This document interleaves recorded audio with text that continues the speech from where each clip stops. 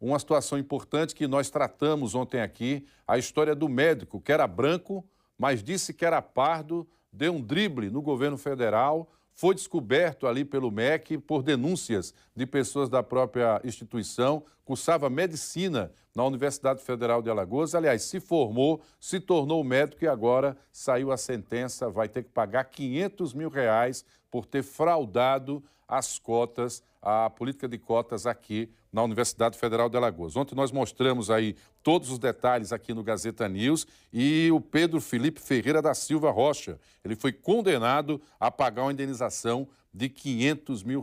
Lembrando, atualmente, ele já é médico. A nossa repórter Priscila Espíndola está acompanhando esse caso e, neste momento, ela está no Ministério Público Federal e traz novas informações. Boa tarde, Priscila. Boa tarde, Marcos. Boa tarde para você e a todos que nos aqui acompanham esse caso que você bem relatou. Eu estou aqui na sede do Ministério Público Federal e essa ação judicial essa decisão judicial é resultado da ação civil pública proposta pelo Ministério Público Federal. Quem vai nos passar os detalhes deste caso e outros, porque antes de entrarmos aqui ao vivo, Marcos, nós descobrimos que existem outros estudantes nesta mesma situação, ou seja, que fraudaram para poderem estar cursando seus cursos em universidades públicas. Não só o Pedro aí, mas outros estudantes. Quem vai passar os detalhes para a gente é a Procuradora da República, Niédia Caspari. Muito bem-vinda ao nosso programa. Em que momento, Procuradora, o Ministério Público Federal entrou neste caso, ficou ciente dessa situação e por que o estudante, neste caso, né, que a gente vem mostrando e relatando nestes dias, teve que pagar a indenização e não ter a sua matrícula aí, no entanto, suspensa? Bom dia a todos, boa tarde.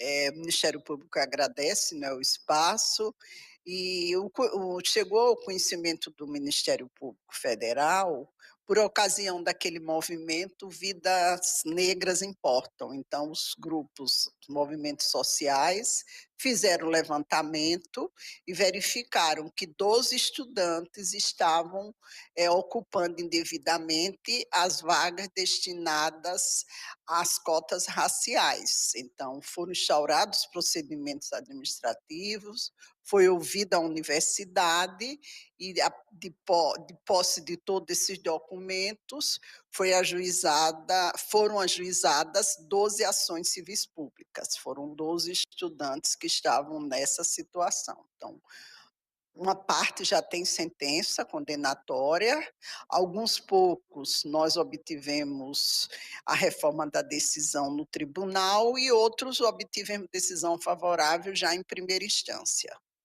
Um número bem superior do que a gente vem relatando esses dias, porque apenas este caso ganhou mais notoriedade, mas como bem a procuradora falou, outros 11 estudantes nesta mesma situação.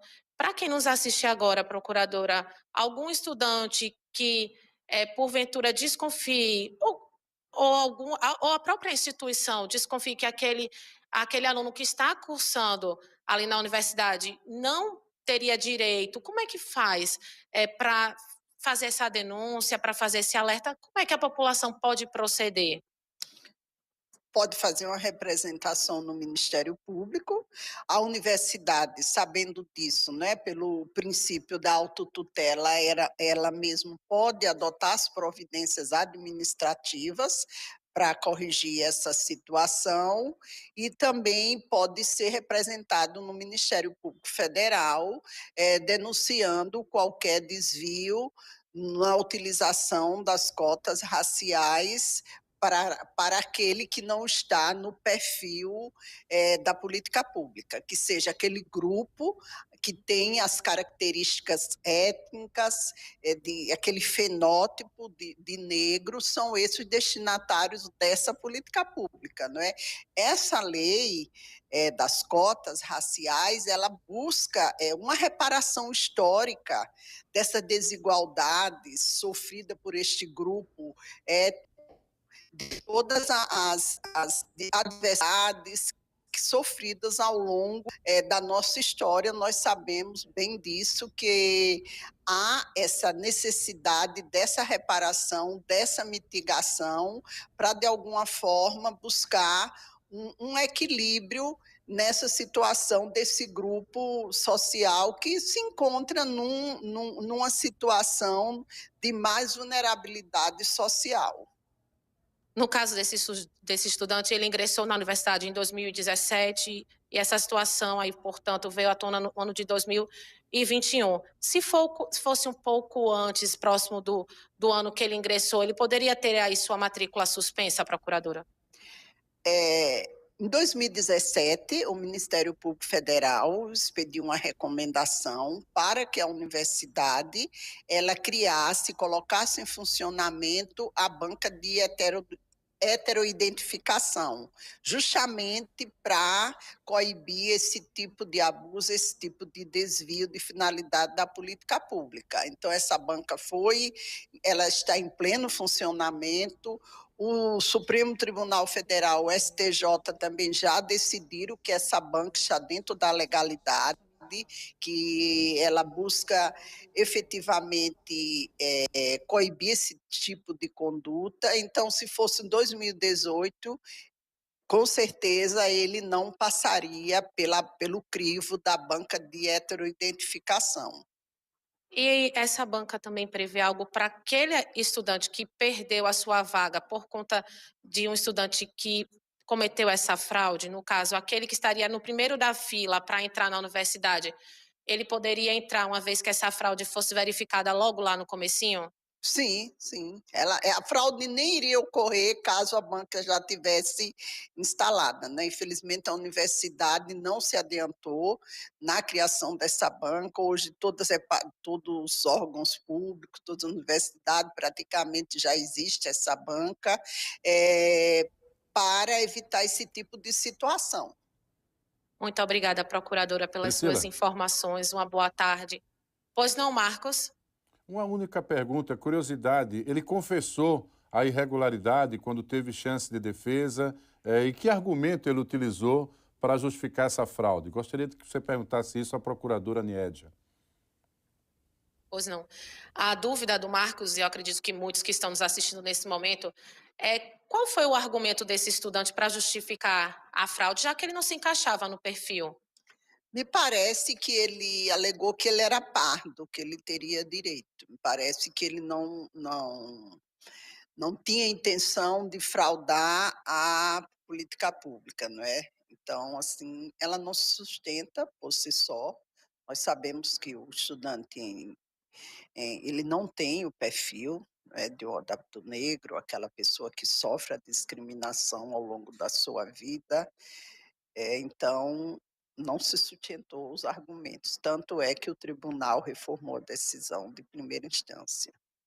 Ele quis Obrigado. ainda segurar essa afirmativa de que teria realmente o direito a entrar através dessa cota racial e, visivelmente, aparentemente, vocês confirmando que não teria direito, não é, procuradora?